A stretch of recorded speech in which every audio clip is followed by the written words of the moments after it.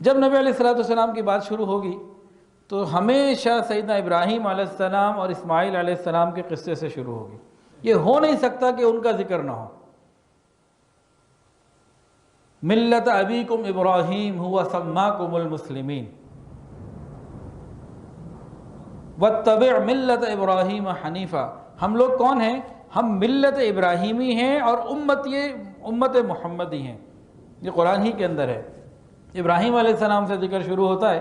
نبی علیہ السلام نے پیدا ہونا تھا اور آپ کی پیدائش کے لیے جو انتظامات ہوئے وہ آپ کے پیدا ہونے سے ہزاروں سال پہلے شروع ہو چکا تھا. باقی انبیاء دنیا کے مختلف علاقوں میں پیدا ہوتے رہے، لیکن حضور پاک صلی اللہ علیہ وسلم جن کی نبوت قیامت تک رہنی تھی وہ دنیا کے وسط میں پیدا کیا گیا تاکہ جب آواز نکلے تو چاروں طرف ایک جیسی پہنچے.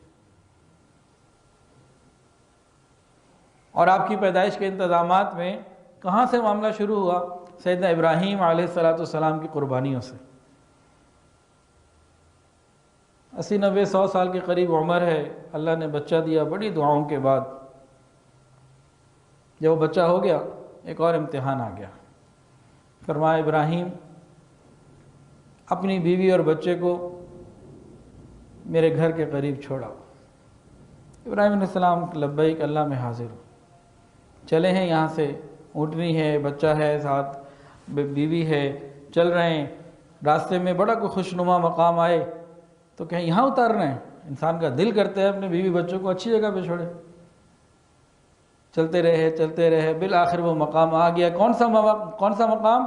بواد غیر ذی زرع عند بیتک المحرم. قرآن گواہی دیتا ہے وہاں نہ جینے کو پانی نہ پینے کو پانی، زندگی کی کوئی چیز وہاں موجود نہیں. ابراہیم علیہ السلام یہاں آ گئے. اب حکم ہوا کہ بیٹے کو اور بیوی کو یہاں چھوڑیں اور واپس چلیں. اب سیدنا ابراہیم علیہ السلام نے اماں ہاجرہ کو چھوڑا، اسماعیل علیہ السلام کو چھوڑا، چل پڑے. بی بی ہاجرہ پریشان کی کیا ہو گیا، شوہر کو کدھر چھوڑ کے جا رہا ہے. ایک دفعہ پوچھا، خاموش، کیونکہ جواب حکم یہ تھا کہ چھوڑ کے جانا ہے، بات نہیں کرنی. دوبارہ پوچھا، خاموش. اب وہ بھی تو نبی کی بیوی تھی، صحبت یافتہ تھی، پہچان گئیں کہ شاید اللہ کا حکم ہو. تو پھر پوچھا کیا اللہ کا حکم ہے؟ تو سر ہلا دیا کہ ہاں یہ اللہ کا حکم ہے. اس وقت بی بی ہاجرہ صابرہ کی زبان سے جو کلمات نکلے، کہنے لگیں کہ آپ جائیے، میرا اللہ مجھے ضائع نہیں کرے گا. مارنا ہو تو ادھر پیچھے فلسطین میں کہیں مار دیتا، یہاں لے کر آیا ہے تو یقیناً کوئی حکمت ہوگی، آپ اطمینان سے جائیے. عورتیں خاص طور سے غور کریں، ہم بھی غور کریں. ہماری عورت اپنے گھر میں، جیسے لاہور میں کوئی رہتی ہے، کوئی ملتان میں رہتی ہے، اپنے گھر میں اگر اکیلی ہو نا اور رات 12 بج جائیں، اس کی گھر میں بیٹھے کیا حالت ہوتی ہے اور ہماری باہر کیا حالت ہوتی ہے. حالانکہ وہ کسی ویرانے میں نہیں، آبادی کے اندر چاروں طرف محلہ ہے، کچھ رشتہ دار بھی ہو سکتے ہیں، ملنے والے بھی ہو سکتے ہیں، اور ساتھ چھت بھی ہے.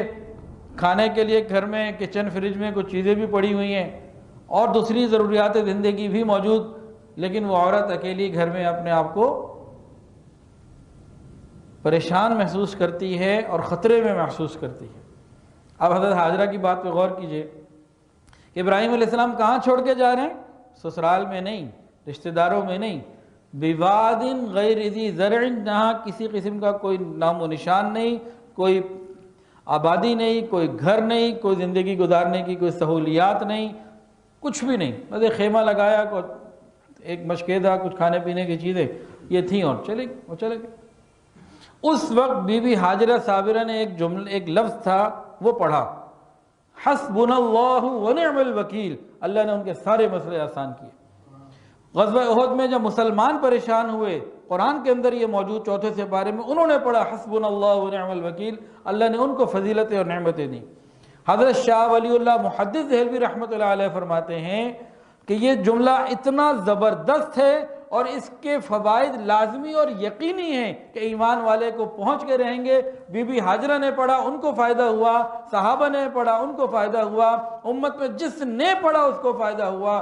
اگر آج کوئی یہ کہے کہ میں حسبنا اللہ ونعم الوکیل کثرت سے پڑھتا یا پڑھتی ہوں اور مجھے فائدہ نہیں، فرماتے ہیں اس کے ایمان میں شک ہے. یعنی کہ یہ ہو نہیں سکتا کہ بندہ یقین کے ساتھ، کثرت کے ساتھ یہ پڑھے اور اس کو فائدہ نہ ہو. ہاں کوئی پڑھے ہی نہ تو وہ ایک الگ بات ہے، ایسا جملہ۔ اب ابراہیم علیہ السلام تو چلے گئے، جب چلے گئے نا تو ابراہیم علیہ السلام نے پھر وہاں جا کے کچھ دعائیں مانگی، اس کو کہتے ہیں مدعا۔ کیونکہ مجھے بہت ساری تاریخ کی ریسرچ کا شوق ہے تو میں نے اس کی بھی بہت تحقیق کی،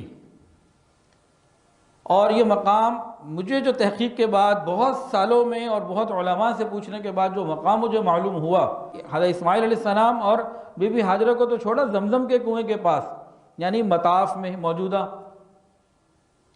اب یہ بھی وہاں سے نکلے، بچوں سے تو بات کرنے کا منع تھا لیکن دعا مانگنے کا تو منع نہ تھا۔ جب یہاں سے نکلے، مروہ سے آگے ایک جگہ ہے، اب کوئی اس کا نام و نشان باقی نہیں ہے، حضرت ابراہیم علیہ السلام نے وہاں یہ دعا مانگی۔ قرآن مجید کے اندر یہ دعا موجود، وہ دعا کیا ہے؟ ربنا انی اسکنت من ذریتی بواد غیر ذی زرع عند بیتک المحرم ربنا لیقیموا الصلاة فاجعل افئدة من الناس تہوی الیہم وارزقہم من الثمرات لعلہم یشکرون۔ اے میرے رب، میں نے اپنی اولاد کو تیرے گھر کے قریب، محترم گھر کے قریب بسا دیا ہے، چھوڑ دیا ہے، جہاں کوئی فصل نہیں، کچھ نہیں، تاکہ وہ یہاں نماز قائم کریں، تاکہ وہ یہاں نماز قائم کریں، اور جب آپ لوگوں کے دلوں کو ان کی طرف موڑ دیں، اللہ میری دعا ہے میری اولاد کو خوب برکت والا میوے اور رزق عطا فرمائیں تاکہ وہ تیرا شکر ادا کریں۔ ابراہیم علیہ السلام چھوڑ کے تو چلے گئے تھے لیکن دل تو لگا ہوا تھا نا اولاد کی طرف۔ جب کوئی سبب اور نہ تھا تو دعا کو سبب بنایا، اور ابراہیم علیہ السلام نے اپنی اولاد کے لیے دعائیں کی، اور کیا دعائیں کی کہ یہ نماز کے پابند بنے، پھر آپ لوگوں کو ان کی طرف متوجہ کریں، ان کی عزت ہو، رتبہ ہو، مقام ہو، تاکہ یہ آپ کا شکر ادا کریں۔ ابراہیم علیہ السلام جب چھوڑ کر جا رہے، جب وہ خود رک رہی ہیں تو کتنے قسم کے خطرے کہ بھئی کوئی قافلہ کو گزرتا ہوا کہ عزت کا خطرہ ہو سکتا ہے، کوئی جان کا خطرہ ہو سکتا ہے، کوئی جانور آ کے کوئی نقصان پہنچا سکتا ہے، تو سارے خطرات موجود تھے، لیکن ان کا یقین کہ جتنے بھی خطرات ہیں انہوں نے پڑھا حسبنا اللہ ونعم الوکیل، اللہ نے آسانی کر دی۔